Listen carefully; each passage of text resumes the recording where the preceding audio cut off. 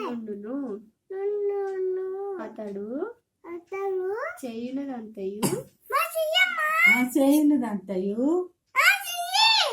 చూస్తున్నారా బైబిల్లో లేదా?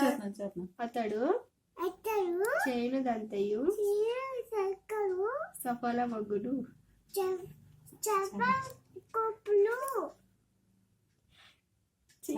దుష్టులు అలాగునుండక గాలి చెదరగొట్టు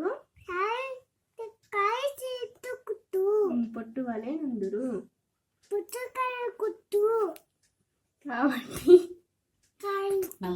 న్యాయ విమర్శలో దుష్టులు నీతిమంతుల సభలో పాపులు నిలువరు. నీతిమంతుల మార్గము